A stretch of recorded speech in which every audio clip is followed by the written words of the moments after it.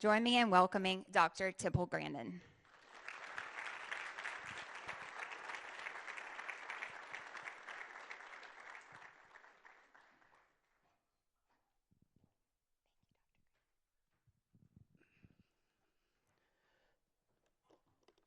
Well, it's great to be here today.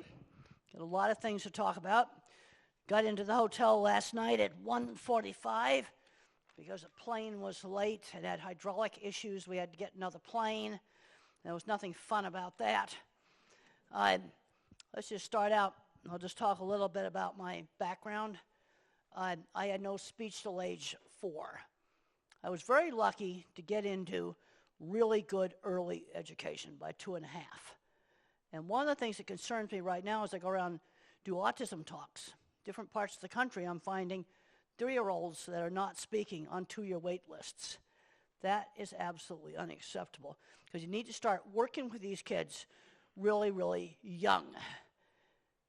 Well, one idea I had to help with this might be to tap into us retirees.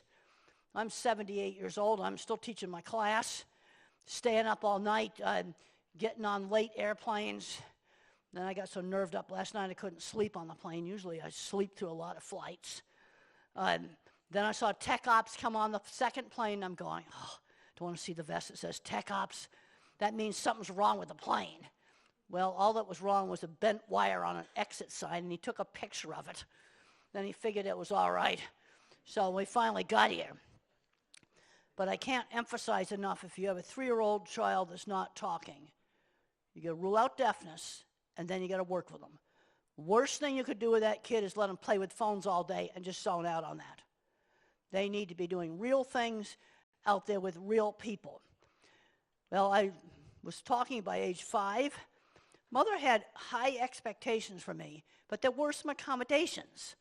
Like when we went on vacation, we had to go on a ferry where you drive the cars on it.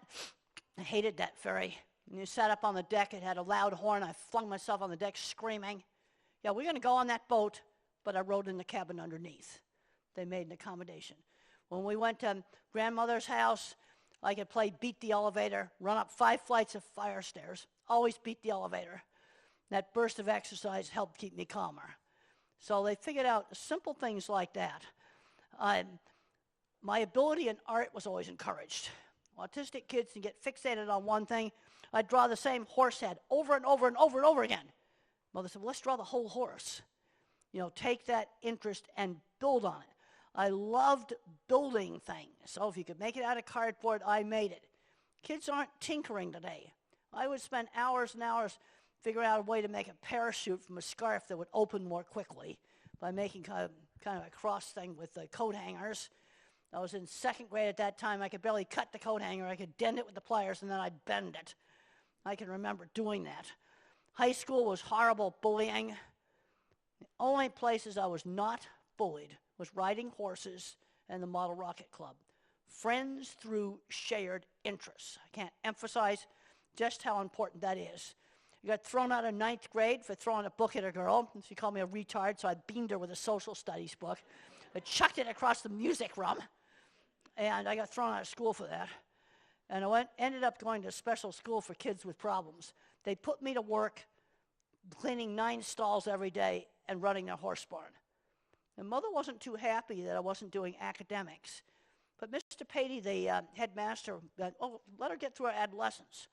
But I learned how to work because just last week I was at a meeting and I heard a real horror story about 3 autistic boys that are now 17, 20, and 22. It's all in the same family. All graduated from college and they're addicted to video games now. Going absolutely nowhere because they never learned any work skills. No, I learned work skills. We've got to have these kids doing working. They've got to learn how to do that. It's a different skill than academics. Now, I'm an object visualizer. Everything I think about, it's a picture. My memory's sort of like little phone pictures. You know, I like go snap. That interested me. You know, what a hotel room looks like doesn't get remembered unless it's really dreadful or really completely weird. Then those are the rooms that get remembered. Now, object visualizers are very good with mechanical things and animals. And because an animal lives in a sensory-based world. Now, I spent 25 years working on supervising installation of my facilities. And I worked with smart people. Some of them were undiagnosed autistics. They could build anything. They were object visualizers. And they can't do algebra. Neither can I. I can't do algebra. But some of your most brilliant mechanical people cannot do abstract math. Now, I worked with every one of the major meat companies. And what I observed is the shop people, some that maybe not have graduated from high school, it patented and invented all the mechanical things. And then the degreed engineer, the mathematician, designs the boilers and refrigeration. I saw that pattern every company. But the object visualizers that can build anything, they're not getting replaced. Now, I just saw future possible factory maintenance mechanic today. He had made a lowrider out of a 1960s pickup truck. I'm going, that's the guy I'm going to hire to work on hydraulics. He'd also be the guy I'd like to fix the hydraulics on my plane last night. Yeah, they go to the shop when they have leaking hydraulics on the tarmac. That plane was grounded. You don't fix that at the gate. Because the person that made that lowrider pickup truck understands hydraulics. See, that's just self-taught visual thinking. Now, there's research that shows, and it's in my book, Visual Thinking, that the object visualizer like me is a very different kind of thinking and problem solving than the mathematical mind that thinks in patterns. So in autism, you can sometimes get an extreme mathematician. Most extreme mathematicians are autistic. Einstein had no speech till age 3. He was autistic. Bill Gates was autistic. It's official. He was autistic now. He has a book out. And both Bill Gates and I got exposed to the same computer. He took off with it. I had to drop the class. So you have the visual thinking mind, but visual thinking minds might be really good at some creative ways on being successful in agriculture because you can see a way to do something. Then you have the mathematical mind. But I'm worried our school system is screening out the object visualizers. Because I know a guy who has 2 corporate jets. He can't do algebra either. He had taken 1 FFA class in welding. We need to make sure we keep our Future Farmers of America classes. And we need to be doing things like welding. Don't take those kind of classes out. Now, I had some great mentors. I was a goofball student. I could care less about studying.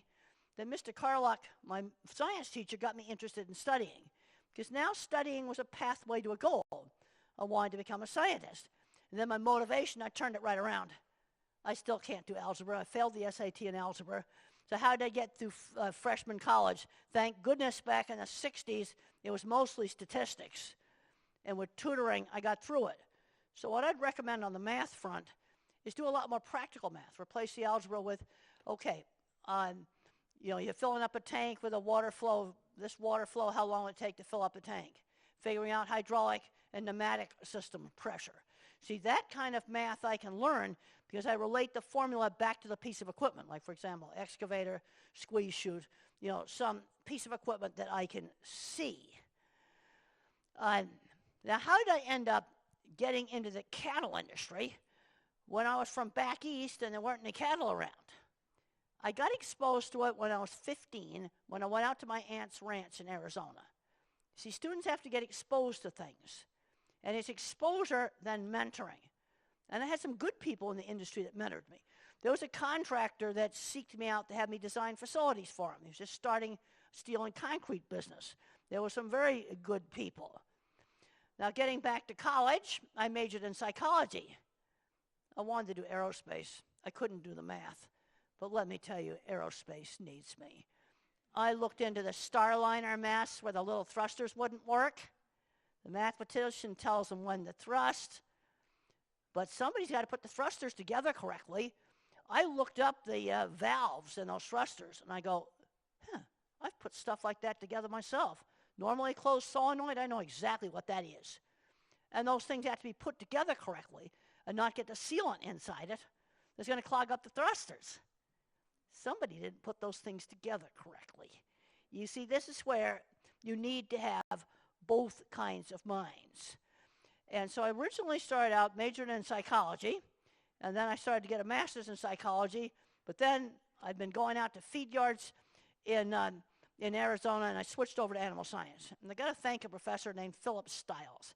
He was a professor that was interested in teaching. Okay, they want you doing publications. They want you bringing in big grant money. Philip just was a very, very good teacher, and he helped me switch majors. Also, I got quite good at seeing doorways to opportunity.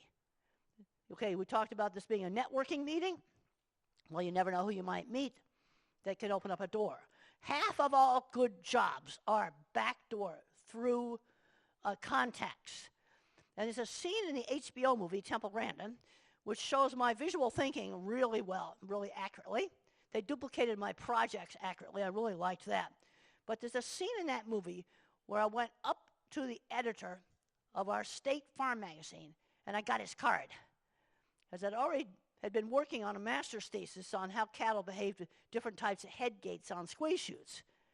And I pitched the idea of me doing an article based on my master's thesis. I got the card, I wrote the article. A lot of kids today would be too scared to go up and get the card. I'm having more and more problems getting students to talk in class. I've got more and more problems with students that are in trouble not asking for help. I still have one F in my class where we no matter how many emails they were sent, they wouldn't answer the emails. There were others they did. They had some health issues. I made some accommodations for health issues. But I can't do anything if they don't talk to me. This has all gotten worse since COVID. Now, there's some childhood training that really helped both me and Bill Gates. When we were 9 years old, we had to sell stuff for charity. You had to go up and knock on the doors. He had to be host at his mother's bridge parties, learn how to talk to adults.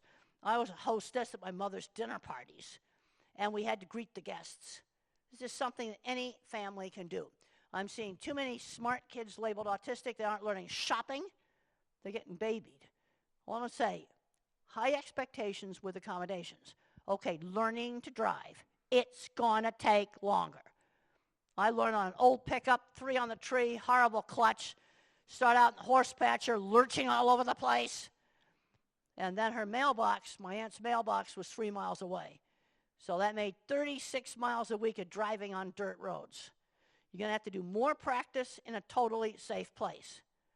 But I'm seeing too many parents where the kid is just sort of becoming a label. Because the problem you got with autism is at one end of the spectrum you got Einstein, or maybe Michelangelo, or maybe Thomas Edison, or Bill Gates. Oh, here's another one, Steve Jobs, think differently. And then you have very severely impacted individuals that may have epilepsy on top of autism, they don't speak, and they can't do basic, living skills. All has the same name. So then, okay, I wrote my first article for the Farmer Ranchman magazine. You probably remember the scene where I got kicked out of Scottsdale Feed Yard. Well, some people's revenge would have been, okay, let's go down to Scottsdale Feed Yard and let's mix up some pens of cattle. I knew a feed yard about Halloween. Some teenagers got in there. Okay, the perimeter gates were locked, but the inner gates weren't. They just mixed up like 50 pens of cattle. Yep, that was bad. I didn't do anything like that. My revenge was to write more articles and get a press pass. Then they'd have to take me seriously. And so I said, I went down to the Farmer Ranchman office, and I said, I'd like to do a column. So I started writing a column. And then I went to my first cattle feeders meeting, and they didn't want to let me in. But I finally convinced them to let me in. I made sure I summarized those talks accurately. I made myself good at what I did. That's really important.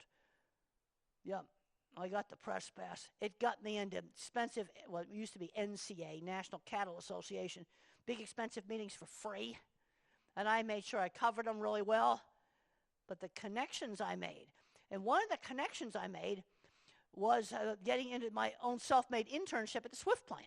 They changed it a little bit in the movie, Meeting at the Convenience Store. It actually was the wife of the insurance agent that I met at an Arizona stock show party, which I was, again, covering for the Farmer Ranchman magazine. And I was now livestock editor. Writing was a very, very important part of my career because I would design something and then I wrote about it. There's a lot of great knowledge out there that's just getting lost because nobody wrote about it.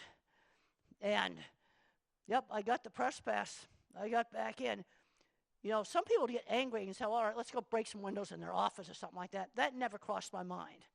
No, my revenge was to make myself so good at what I did, they were going to have to deal with me. And I wrote about stuff. Another big motivation that I had in the 70s, since I couldn't do higher math, everybody thought I was stupid. But I went out and I visited that North Platte plant. In fact, I worked on designing the facilities for the North Platte plant. And that was built by Schmeckley Construction. He can't do algebra. He has not one corporate jet. He has two. You know how I found that out? We were going to fly out to that plant, and the pilot said the battery was almost dead on the plane. They rolled out the second one. I go, Wayne, you mean you've got two of them? Then he showed me this big, gigantic hangar with a super hydraulic door on it that the two jets could go in there side by side. Got a pretty good business for no algebra. Yeah, so we can still build a beef plant. We can't build a pork or a chicken plant. All of that equipment is coming in from Holland. And that goes back to us taking hands-on classes out of the schools. Real problem. I was reading last night on the plane that a thing called Auto Store, it's automated warehouse equipment. It's from Norway. And just over a week ago, I saw a state-of-the-art 3D printing machine that can print parts that move. It's from Israel. Why are we not inventing this stuff? See, there's two parts of engineering. There's the clever engineers, the visual thinkers, the non-mathematicians, and there's the mathematicians. And you need to have both. I'm now seeing this low-rider pickup that if I was looking for a maintenance engineer at the plant, I'm going to go to the low-rider place and check out all the hydraulics because that's where I'm going to hire them from. That's the kind of person that I would want working on my plane's hydraulics. Because I'd like to have the steering work on the plane. I don't want to be on a plane where the steering does not work. That'd be kind of bad. Then going on into my career through the 70s, I was designing those dip fat projects. Scabies came into Arizona. I had 6 dip fat projects to do. And that kind of put me on the map. And then I wrote in Beef Magazine about how to design the dip fats. I wrote about it. And then I had a chance, we had a recession in the early 80s. I figured I could work on my PhD. I picked the phone up, called Stan Curtis and Bill Greenough. They opened the back door. And I just heard after Jane Goodall died, you know how she got her job, doing the research on the chimpanzees? She had no credentials. She picked up the phone and she called Dr. Leakey. Yeah, back door, totally.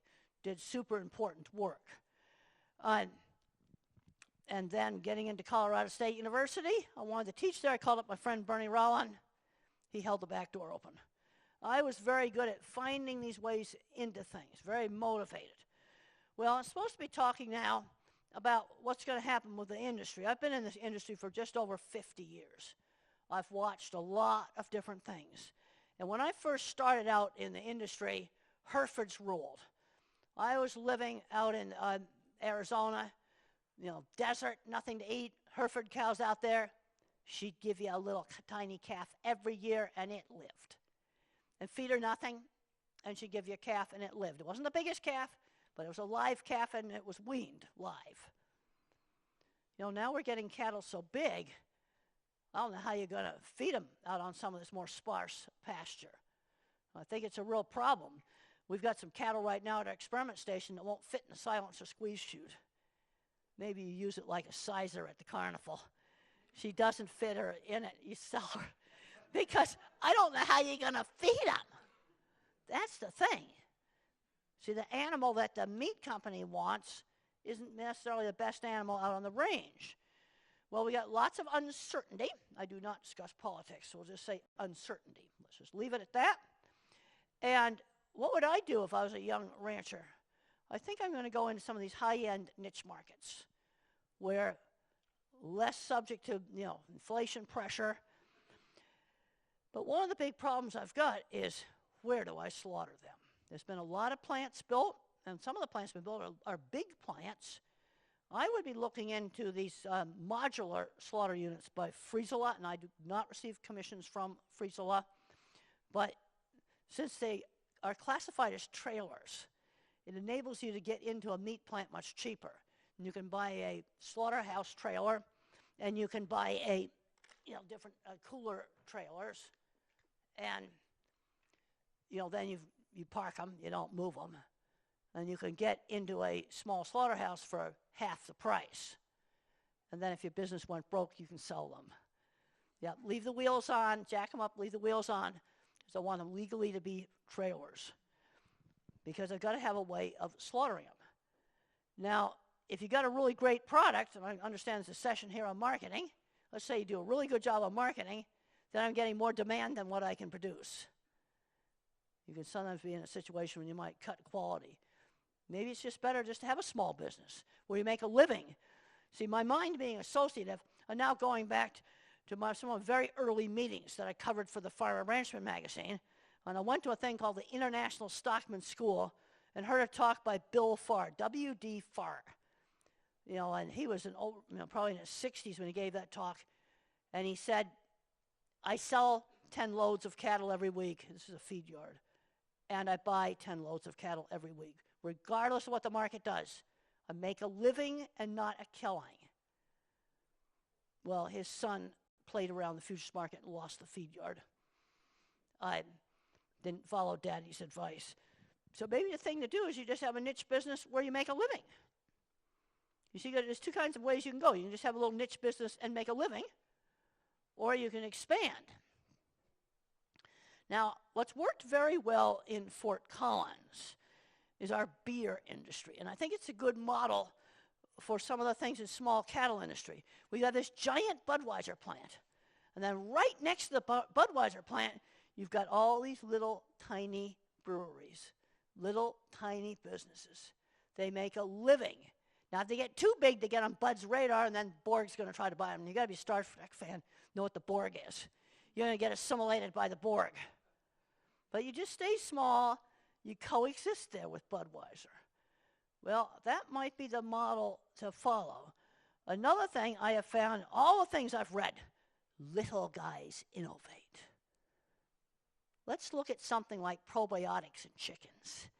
I can remember 20 years ago, the big chicken companies went, oh, probiotics for chickens? That's just stupid. That's like fringe stupid stuff. Well, just before COVID, I went to the great big show, big trade show. It used to be called the Poultry Show. And there were banners hanging over the escalators about probiotics for chickens. The big boys were doing it now. That's just an example. Little guys innovate. Now, I've been in this industry for 50 years, and I got sick and tired of people just bashing cattle. Just saying that cattle wreck the environment. So I decided to do a paper on grazing. I looked up all the research I could find on rotational grazing and on cover cropping. We need to be getting animals, crops together. Okay, maybe corn, soy, and then a cover crop that you graze. And what do you do with the 20% of the land in the world that can only be grazed? We graze it. Maybe we need to be putting something smaller out on that land. How about a Hereford? I happen to really like Herefords. Angus did a fantastic job of marketing. That was pure marketing. I remember when that started out, and when it was just a little tiny program, Hereford didn't get on the bandwagon quickly enough. But I'll never forget out there the cactus desert. Hereford cow and nothing to eat. She'd always give you a calf every year. Wean a live one every year. And the other reason why we need people taking care of the land. If we take the family ranchers off the land, who's going to take care of the land? And if you do rotational grazing right, you improve land. The other thing that I'm very concerned about is fires. Recently, I drove through some, it was actually government forest land that was totally unmanaged. Juniper bushes were chunks the size of this lectern, 20 feet high. That's just a fire waiting to happen. You certainly don't want to have that. We need ranchers out on the land taking care of the land. They may be part of the solution to the problem.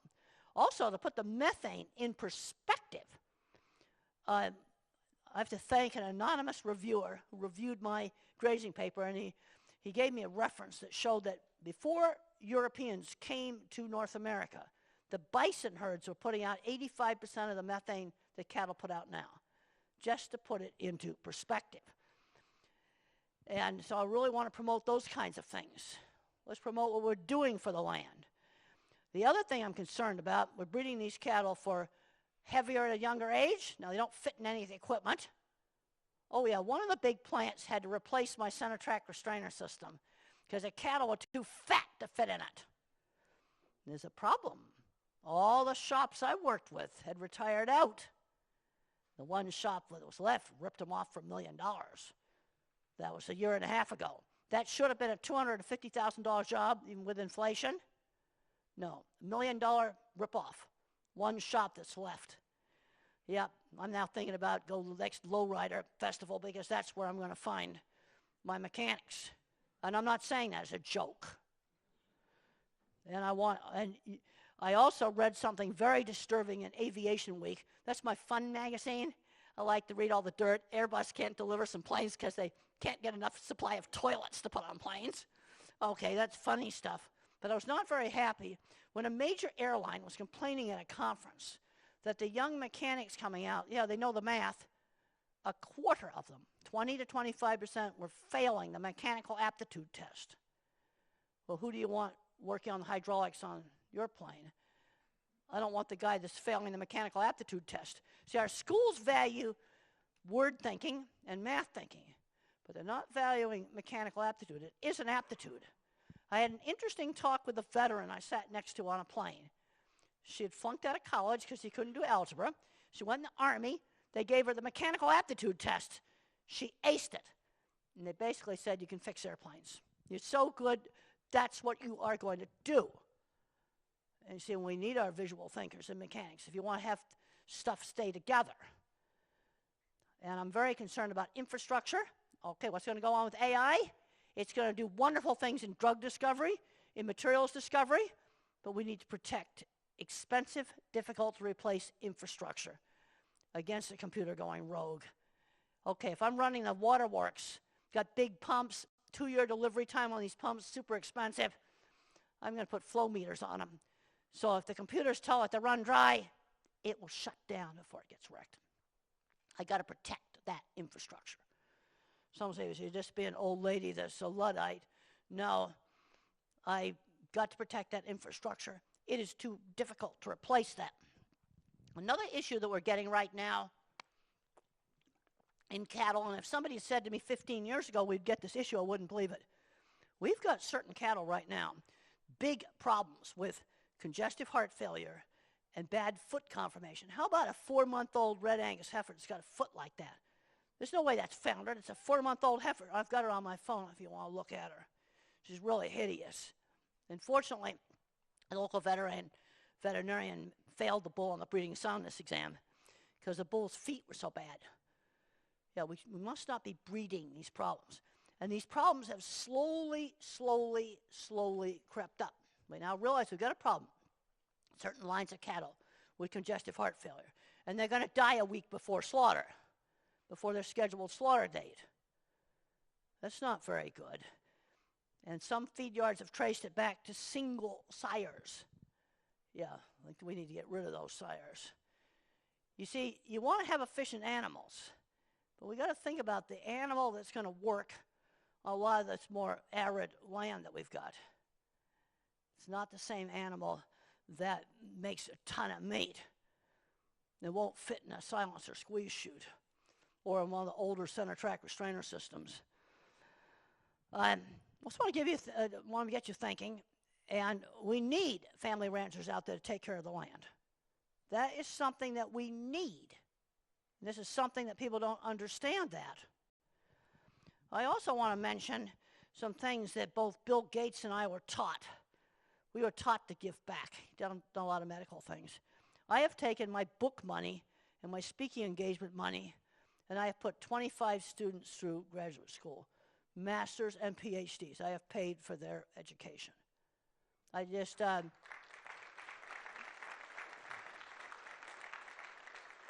wrote out a $100,000 check to the university just the other day. That's what I do with it. We were both taught to give back. I think that's something really important. And we've got to figure out innovative things. In the autism field, I've been telling people we need to be looking in getting us seniors out there working with some of these kids. Getting a retired mechanic to teach video game addicts car mechanics. That's how you get them off the video games. Car mechanics. Let's tap into our seniors. They're half the national budget. Let's tap into them. And let's do some real innovative things with small ranches. And maybe I'll just finish up and say, remember what W.D. Farr said, I make a living, not a killing. Maybe you just stay small and you just process what you can do in the freezer modular slaughter plant. Maybe that's what you do. And what I want to do now is let's just get some good discussion going. And then I've got two papers. I got a paper on grazing, cattle, sheep, and goats are an important part of a sustainable agricultural future. And then problems with congestive heart failure and lameness have increased in grain-fed steers and heifers. They're free downloads. You should be able to find those pretty easily. Type in Temple Grandin grazing, Temple Grandin cattle congestive heart failure. No, you're tomorrow's leaders. Little guys innovate, not the big guys. Little people innovate. Look at ChatGPT. Started out as a tiny company. Little guys innovate. Okay, what I'm hoping we can do, I don't know how I'm going to use up a whole hour and a half, is just get some good discussion going. And maybe I'm going to have to just pick somebody. Maybe pick somebody. Okay, how about striped shirt right there? Yeah, that kind of like things to look differently. Okay, you have a question?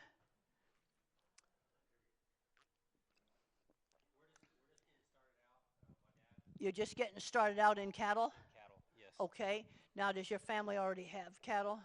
Yes, my grandpa and dad have always ran cattle. So then you've got land then, because that's another big issue. I personally don't own it, but yes, it's family land. So I've grown to love it. So good. I'm starting out. This is my second set of cows.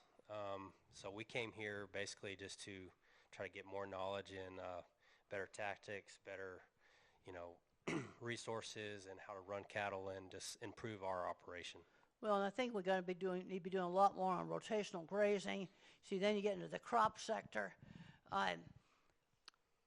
getting the crops that grow the corn and the soy together with some cover crops and grazing. That is something that can be really good.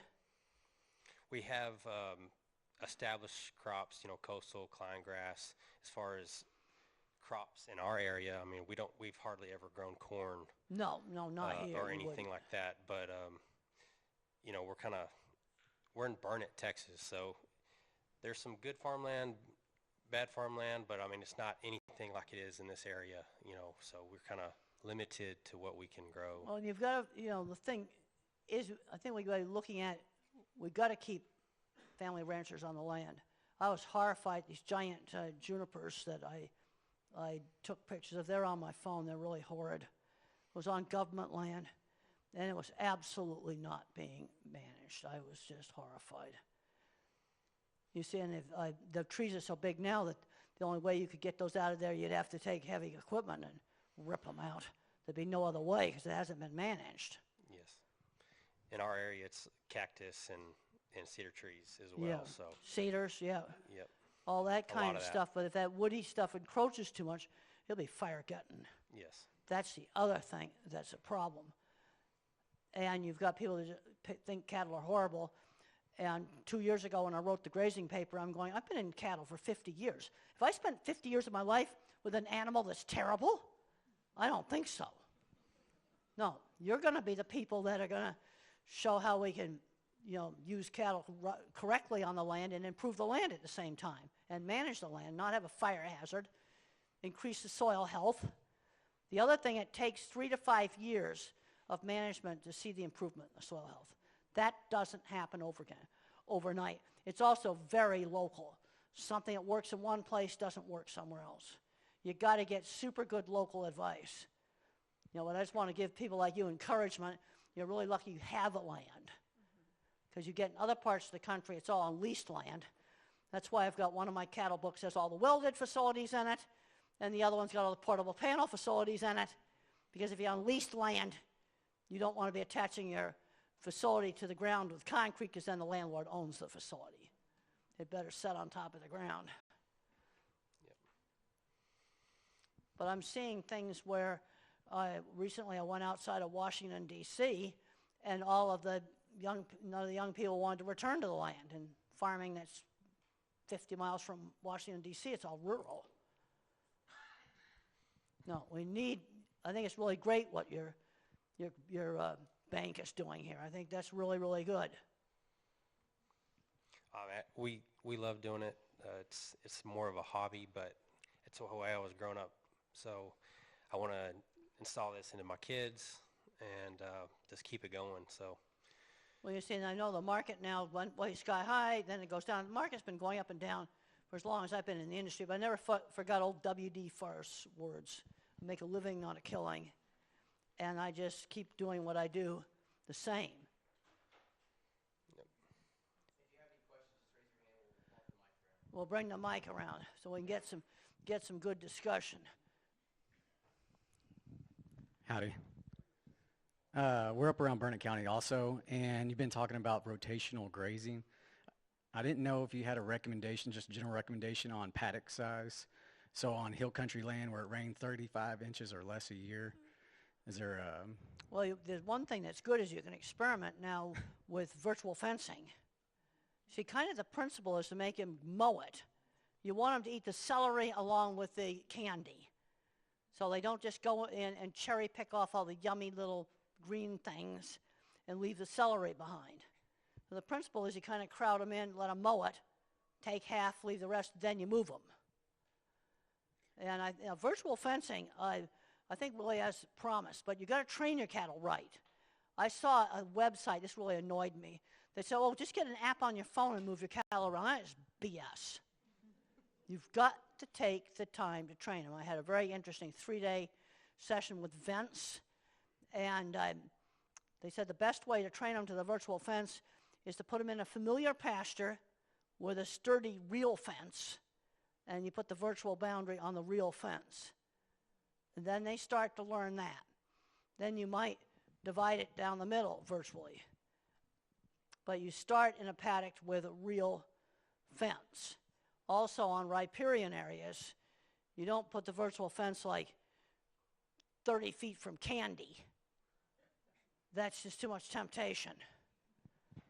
You know, Correct, they've learned quite a few different things on how to train animals to virtual fencing.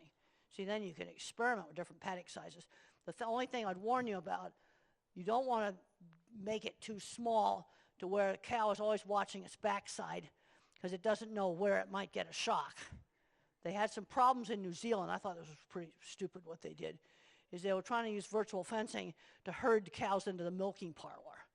And then you get it in some small area, you know, something that might be twice the width of the stage. They're always watching their backside.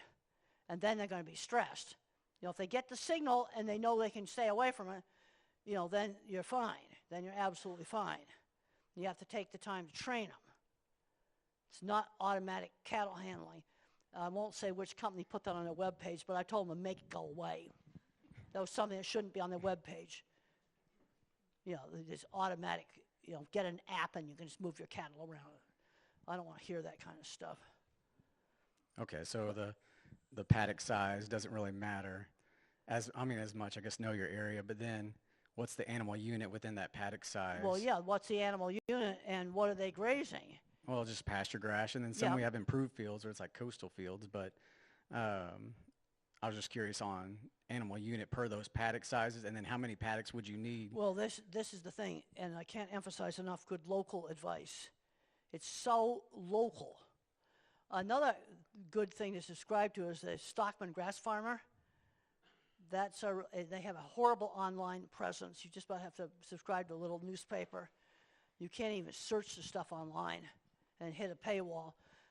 That's got a lot of good things in it. And a lot of it's aimed more at the Missouri area and some of the wetter areas. But I would recommend get out and look at a lot of stuff. talk to a lot of people.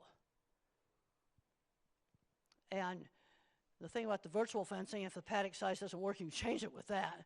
With real fencing, this costs a fortune. But one of the reasons for coming to this meeting is just to learn about stuff and talk to people. Because we want to do stuff that's innovative. We don't want to reinvent a bad wheel. That you don't want to do. Well, we've got some people doing that right now. They're putting beef on dairy on big slabs of concrete. Well, if they do too many pounds of gain on that, their feet are going to go out on them. We learned that in the 70s. I watched some people go broke doing that in the 70s. Don't want to repeat those mistakes. Thank you.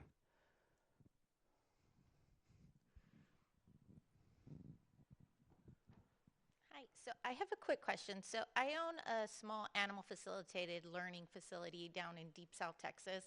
And to touch on the note where you said we have kids with autism waiting 2 or 3 years on an ABA schedule to kind of start getting seen for services, we actually do that at our barn. We'll do it in your barn, and we'll call it animal. See, we have to worry about practice laws. Right. So I suggest that we call let's say, retired teacher works with this 3-year-old. We'll call it church play or library play. Right. Well, we and you currently can call do.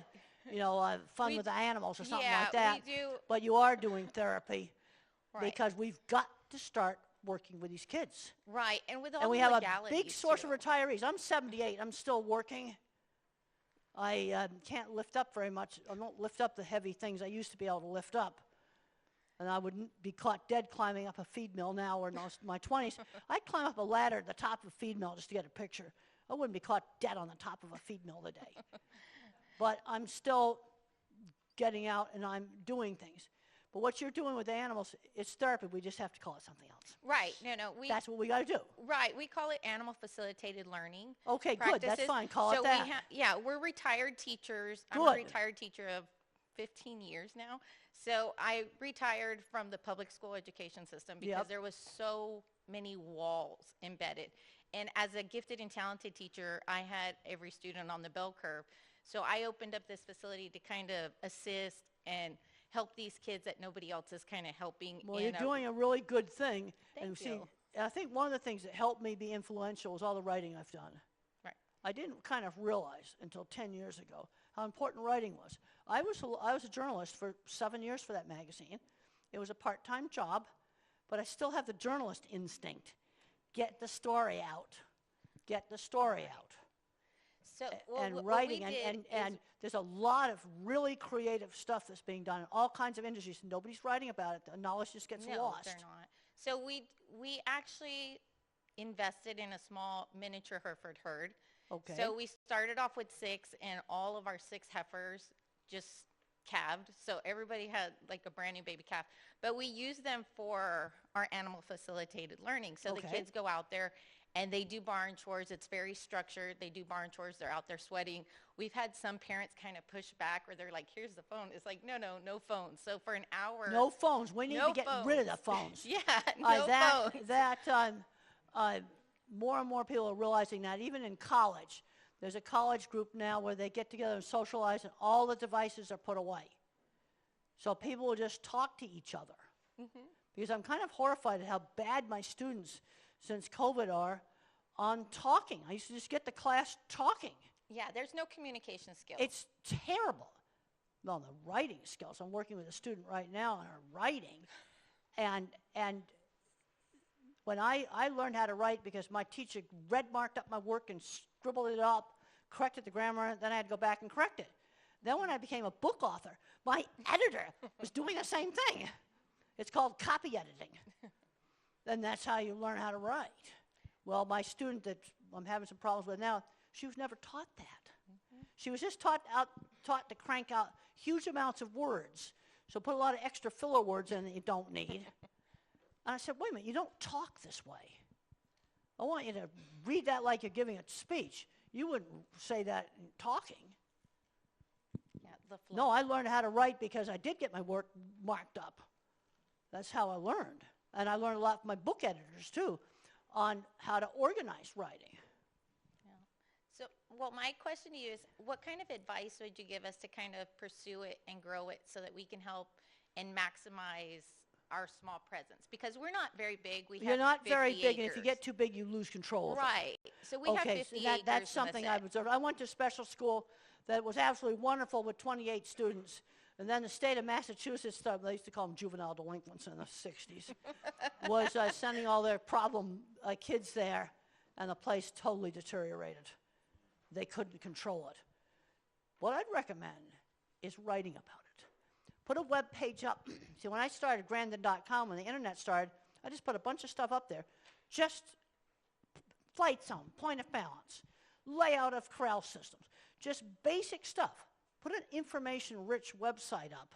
So we do have telling what you one. do. We do have one. So would you say more of like a blog kind of? Yeah, or you just have, Okay. what We I do do with have a my website. website is and it's old-fashioned, but it downloads on the worst internet connections. Don't put a lot of junk on it and moves. Autoplay video, don't. Okay. Because they've got a bad internet connection, they won't be able to download it. But I just put up a lot of articles, how-to stuff. How do you do it? How do you do animal-assisted therapy? How do you do it?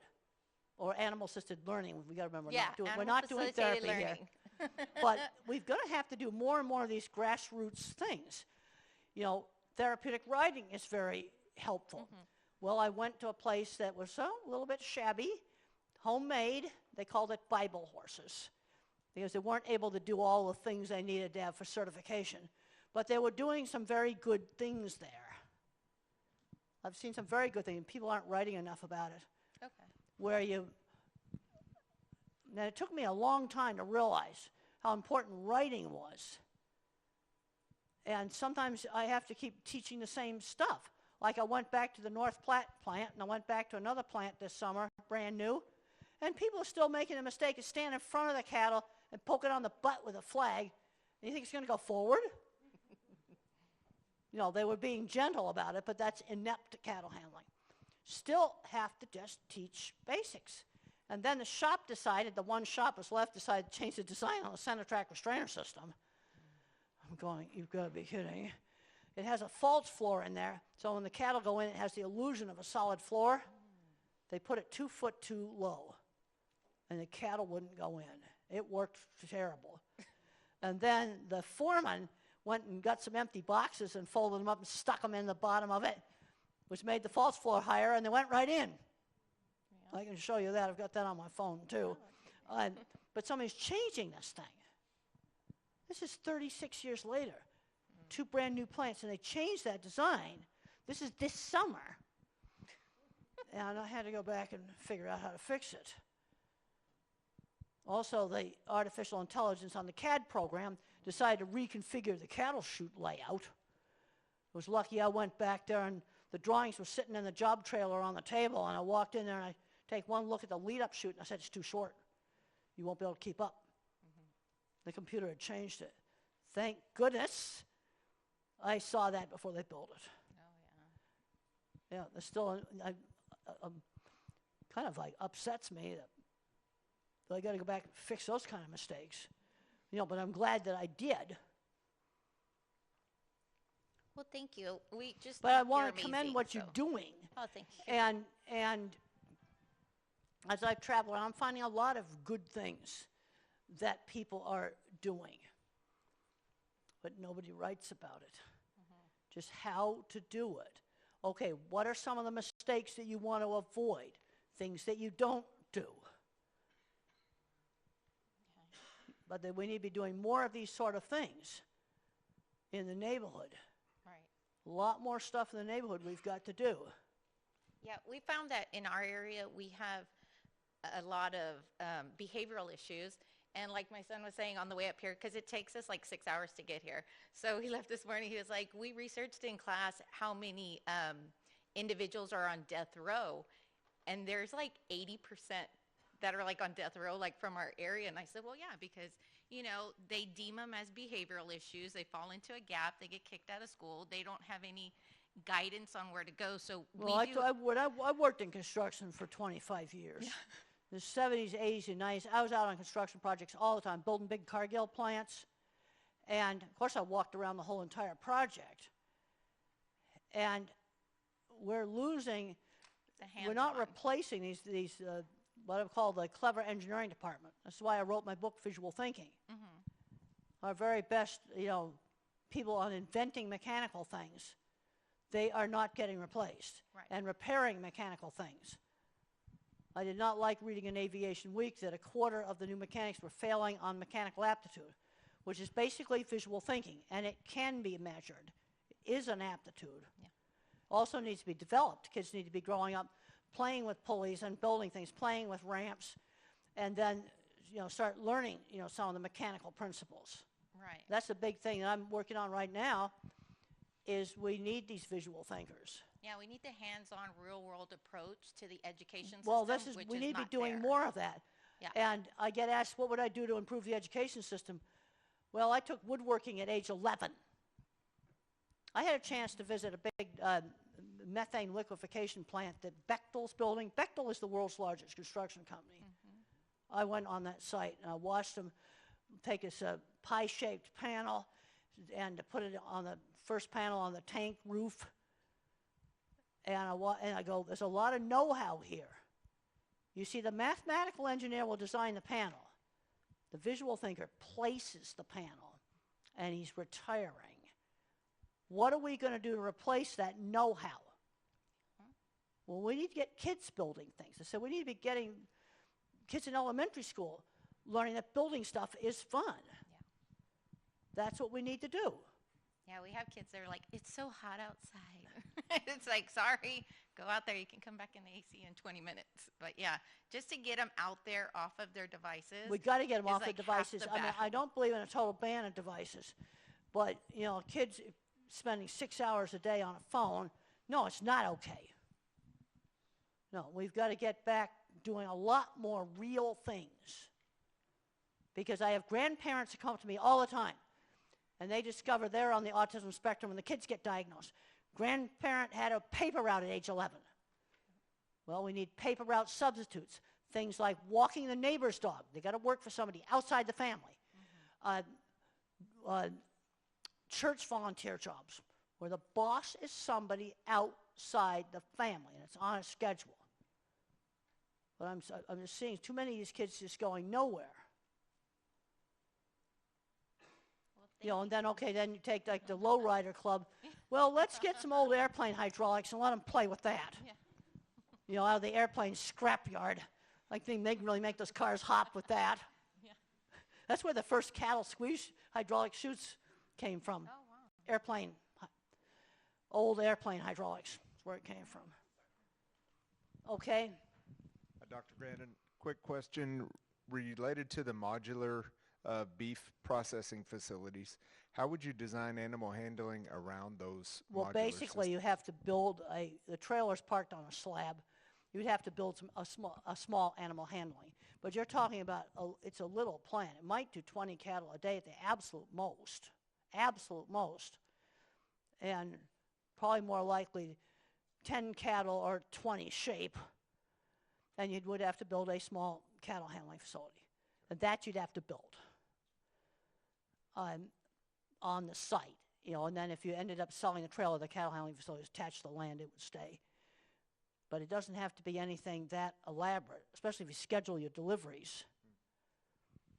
Because you're not going to have a feed yard there. But that you'd have to build. Okay.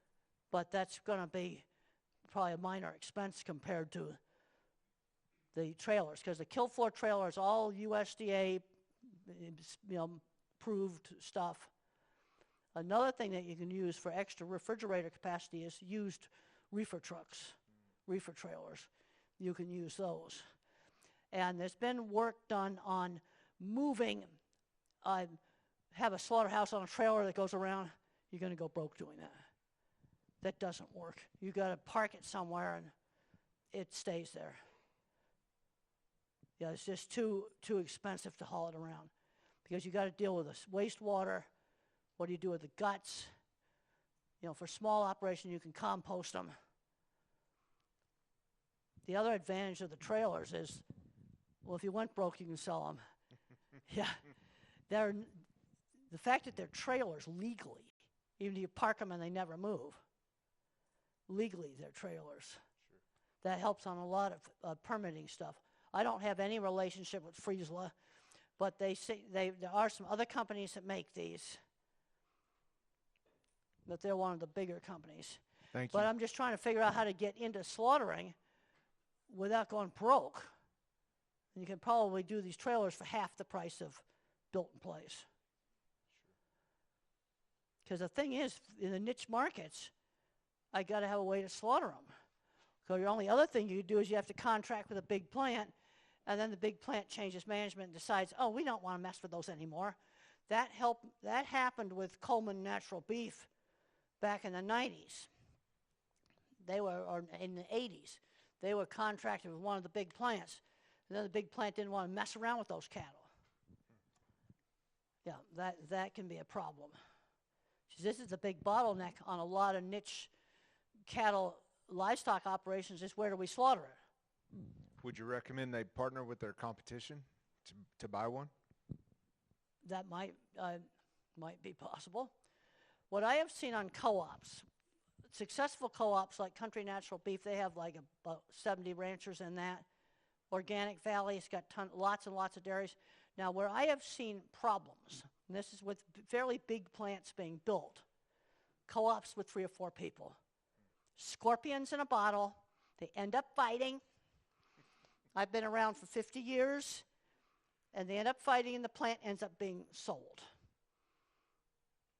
That's with 3 or 4 people fighting. They've been just messes, both cattle and pigs. You know, where there's more people, those seem to be more stable. Okay. But when I first started, I remember writing an article for our Cattle Feeders magazine on, that co-ops would be the future. And then there was, I know, 4 different co-ops that were just 3 or 4 people, ended up in fights with loss of the fact of the plant was sold. The plants are still there, but other people are running them now, not the original co-op. But I just want to warn you, I've seen 4 of them fail due to fighting. And that's not very nice. I'm just telling you what I observed. And I designed equipment for all of those. Plants are still there. The co-op doesn't own them anymore. Thank you. That's just what I observed. It's not very nice, but that's what I've seen. Dr. Grandin, I'm a student at West Texas A&M, and I have a basic understanding about rotational grazing. My family has implemented some rotational grazing on native pasture, but I'm curious, would you see those same benefits if you were grazing, say, wheat pasture up in the Panhandle, like where I'm at today? There's people that have been doing wheat pasture, and you can sell it as grass-fed as long as you graze it before it heads out. Really? It's grass until it heads out. Yes, ma'am. And there are some people that have grazed it, then grown a crop of wheat off of it. Right. You probably have to have enough water to do it, but some people have done that. Now, also, when it comes to, like, putting in the infrastructure with the water and the fencing, would that be like a responsibility that the landowner should have to do if it's leased land, or if it's owned land? Well, let me tell you, if it's on leased land, you want to go virtual fencing. Because let me tell you about attached to the ground. Right. You put a post in the ground, you cement it in with concrete, landlord owns it. Right. You don't own it. I'd want to be going virtual fencing, electric strings, things like that. Those little push-in posts, that's not considered attached to the land. Right. Those things. But I don't particularly want to be giving infrastructure away to the landlord. You put a piece of concrete in there, landlord owns it. That's Period. right. Period. You've got And a good point. In my the smaller book on cattle handling, I've got that written up. Also on the book that's got the welded designs, better widen some of those chutes. You're going to put those big fatsos in there. The years we made a chute at a meatpacking plant 30 inches wide, straight sides. They're now been widened to 32. So do you Can't think believe it how would fat be some of these cattle are. you think it would be more profitable grazing rotationally on wheat pasture or set stock? It's hard to say. Okay. I would, try some things Yes, ma'am. carefully. My kind of approach is you try one piece of land and try it. And then some things takes mindset change. I had an interesting trip over to the UK, and they would, raise the hay and then they'd mow it. And the idea of not mowing it, letting the cattle graze it, was a big mindset change. And so I would just do one piece of land, not the whole farm, learn how to do it. So if something is a mistake, you're not going to go broke. Yes, I ma'am. kind of take kind of a more incremental approach. I found even with the cattle handling stuff, when, like at a startup at a plant, God, people want to just get in and rip stuff all apart. I go, wait a minute. Let's try some simple things like changing lighting, raising the pivot point on the backstop gates. Let's counterweight the backstop gates so they don't come down like a ton of bricks on top of the cattle. Let's do some of those simple things first. I would try some things carefully. That's what I would do. Also, talk to lots of people. And if somebody just goes, that won't work. If something's totally new, they tend to go, that won't work. Now, the local people are very good at incremental improvements, really good. But I remember on cattle handling, they go, oh, that facility design will never work. When it's something totally new. But do things incrementally enough so if something did fail, you're not going to go broke. I want you to innovate, but I don't want you to do stupid stuff. That's what I don't want you to do. So carefully try some things. Also visit a lot of places. Now, water's an issue. I can tell at 35,000 feet on the plain going over the panhandle which pivots are small grain and which pivots have been turned off. I can see that at 35,000 feet. Thank you for I your do look time. out the window of the plane. But that's what I would do. I want you to be innovative, but I don't want you to do something that would make you go broke either. That you don't want to do. Yes, ma'am. Thank you for your time. Carefully try something new. No, but there are people that grow wheat, they graze it before it heads, and then they let a crop of wheat grow. There are people that do that. You would have to have enough water, though. Dr. Grandin. Hello? Carlos Ochoa, Sabinal, Texas. I have a question about cattle handling, working facilities specifically. Okay. We have a good set of pens, but they can always be better. When it comes to doing renovations, redesigns, improvements, I always catch myself in the weeds, maybe not focusing on the areas that I should be. Where would you start and maybe focus on and work your way and expand out to where I'm being efficient with my time and my resources? Well, let's say lots of times we'll go out and we'll look at cattle handling facilities. Now you have new construction. Okay, you can just build whatever you want. But let's say I go out to a place and it might not be the best corral design, but it's all really sturdy, nice steel. I can't really, justify ripping that up. Then you might change a smaller part of it. One really bad mistake is where your crowding pen joins a single file and you bend it too sharply, they don't see a place to go. They won't go in. That probably needs to be torn out, but that's not the whole corral. And then sometimes you can live with a design that's less than optimal. Let's say it is laid out a little bit wrong.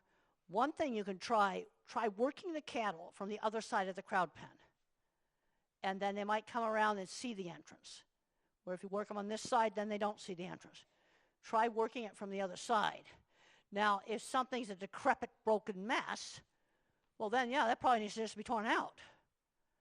I've had people save junk. I remember my very first job was up in Oregon, and we had some aerial photos they'd taken from a plane, and they wanted me to work a feed bunk into the design that they had, which I did. And then that was just from the aerial drawing. I was in Arizona, and they were in Oregon. So that's an airplane ride they didn't want to pay for. Well, we got the corrals all built, and I went up there, and the feed bunk was so broken, there was no way they could use it. And we designed a system around that. That wasn't too smart. You see, when you're trying to decide what to tear out, I sort of got to look at if some old barn's falling apart, maybe it needs to be torn out. And then there's some other building that's in good shape, I can't justify tearing it out. The other thing I found is it's very difficult lots of times for a rancher to imagine something different. So I'll go out and I'll check out the site. Might go, okay, this busted old feed bunk we can tear out. Okay, just regular barbed wire fencing, I can move that easily. But then I've got a really nice concrete waterer. I don't really want to mess around with that. Or you got an old-fashioned pit scale. You don't want to mess with that. So I kind of have to figure out which things am I going to keep, draw them on a drawing, and then I like to get the rancher back to the kitchen table where they're away from the site, because I got to get them to forget about what was there. We're going to just design it around the things we're going to keep, maybe the water trough and the scale, and the other junky fencing, we're going to tear it out. And then make a new design at the kitchen table where that rancher's not seeing the old stuff, because otherwise they can't get it out of their head. And I can't emphasize enough scale drawings. Yep. Don't try to lay it out. Don't try to design it on the ground. That always comes out bad. Carefully lay out the things you cannot change. Your house. There's a stream, a road. You're going to keep the well house. And you draw those things out to scale on a drawing. And then get away from that site and design a new design around the things you cannot change. Because I've found that it's very hard to, they'll just say, well, the cattle used to just come up here. Well, I don't care what the cattle used to do. We can come up with a new design around the things we cannot change, like your pump house for your well. You're not going to change that. And then you got to make sure you have access into that pump house, that you don't wall it into the facility and you can't get to it. Last question on the facilities here. We're in South Texas. We start really early, or we work late into the night. Shadows, it's a big thing. I've noticed. Shadows are a big thing, and you can't. Like, how do you deal with that and get cattle to flow? I mean, what are Well, it can be a problem, and the shadows change, and it can affect flow. On a cloudy day, they may flow better because you don't have the sharp shadows. My student, Dennis Wilson, did a paper in a small meat packing plant where the facility was partly outside, and it would get really big shadows. And when it got big shadows, the cattle were refusing to walk over the shadows. Then there was more shouting and more yelling at them. Or you might be headed straight into the sun. Yeah, don't put your squeeze chute straight east into the sun, because then you're going to get blinded, similar to driving on the road when they're blinded. And the cattle don't like that. It might help with the shadows to change some of the time that you handle the cattle. No, but shadows can be a problem, and you can't always get rid of them. Yeah, you see, that's, unless you just put a cover over the whole entire facility, and that gets expensive. Also, if you have your handling, see, here in Texas, usually you just build a roof and it's open on the sides. So if you put the squeeze chute under a roof, they can see through it. That usually works a lot better. But you get up north, they're building enclosed sheds around the squeeze chute. And then if you get what I call the dark movie theater effect, on a sunny day, they don't want to go in the shed unless they can see through it. The other thing with shadows try to do is give your leader time to put her head down, take a look, and raise the head back up, then you push them. Give the leader time to look at the shadow, because once the leader goes over the shadow, the other cattle are going to follow. But shadows they can be a real problem. Sometimes you can change the time of day. I have a picture of a shadow I call the spider monster, and it's from an overhead structure on a crowd pen. And in the morning, the cattle worked absolutely beautifully. And at 2 o'clock in the afternoon, the spider monster appeared. Looked like kind of a wheel with spokes. But these cattle decided they were not going to walk over this. They weren't afraid of getting slaughtered. They were afraid of the spider monster. And I walked out there and I saw that, and I go, oh, crap. You know, the only way I can fix that would be to put a roof over the facility or eliminate the overhead structure. But then if I did that, their gate would fall apart. The gate post wasn't strong enough to work with no overhead structure. In the morning, it worked fine. But this is a big slaughter plant. It's got to work all day. And a roof would be the only way I could actually totally get rid of it. The other thing is watch closely. Where exactly do they stop? Because they'll show you stuff they don't like. And one of the big culprits is vehicles parked all around the facility. And they're reacting to shiny reflection off a vehicle. They'll react to that. They'll come, stop, and then when I get the vehicles moved, that often helps. People standing in the wrong places. Maybe adding a solid panel strategically to block something that they're seeing. But watch the cattle when they come up. That lead animal look right at the stuff they don't like. You bring them up there calm, they'll show you. You bring them up there crazy, they just turn back on you. You can't tell what they're looking at. I remember the plant startup, they called me up at the night shift and they were in a panic. And they said, the cattle come halfway up the chute and stop. And I said, I want you to look really carefully where they stop. Well, there was a portable construction light, this was at night, that they stopped at. And they turned off the portable construction light. There was ones that have a generator on it. Maybe it's the sound of the generator too. And they turned the thing off, and then the cattle handling was fine. But I said, I want you to bring them up nice and calm, and then I want you to watch where they stop. What's that lead animal look at? It'll show you. If you bring it up nice and calm.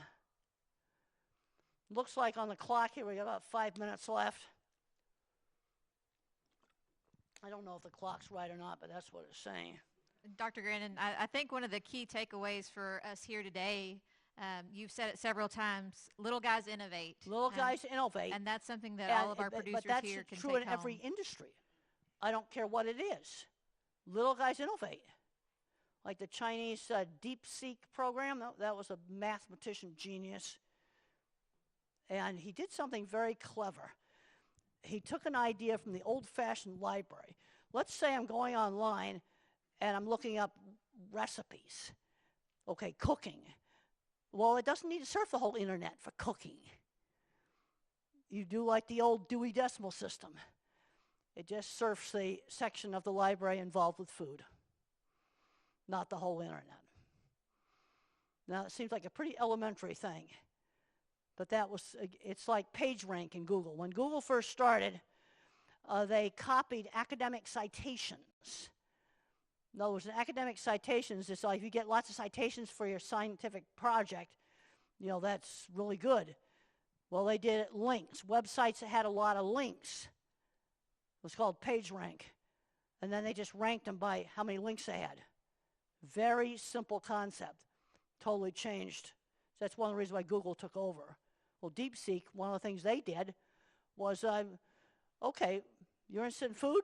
We're not going to surf the entire internet for that.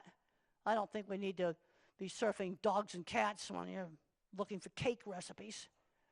No, it just did the old-fashioned Dewey Decimal System. It's basically what it did. You see how simple some of these ideas are? But they're not that easy to think up.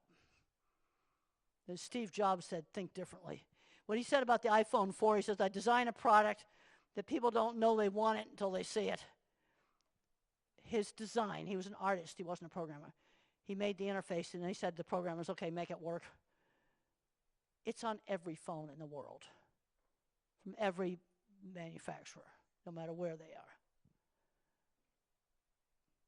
He wanted to make a phone where you didn't need a degree in engineering to figure out how to use the phone.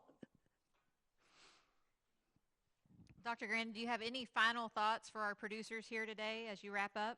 Well, I want to just encourage you. Little guys innovate. Try different things, but try it in a way that if something did fail, you're not going to go broke, but try new things. And get out and see lots of stuff. Let's say you go somewhere to go to a wedding or something like that, visit some farms. Have an extra day, visit some farms. I always like to go visit places. I learn a lot visiting places. And we need innovation. I think we also need to be getting the plants and the animals together. I wasn't very happy when I went through Nebraska, eastern Nebraska this spring, and it was all monocultures of corn stalks Nothing. There was no grazing on the corn stalks. And I looked up the fencing rules. It's a fence-in state, so if the cattle get out, you're liable. Well, that's what's preventing them from grazing those stalks. I know here in Texas you've got some open range where you can just use a single wire to hold them in. But it kind of made me sick seeing all those corn stalks. This is just the 2025 March. I was just there. Nothing was being grazed. Made me sick. And it's due to the fencing laws. That's something that needs to get changed. Because as I was getting really sick, I was looking up the fencing laws on my phone. Okay, well, maybe what I hope I've done, and I'll be around tonight, is I hope I've just got you to think. I want to encourage you to try new things. You're the future for ag. All right, we're going to end it up. Little guys innovate. Okay, thank you.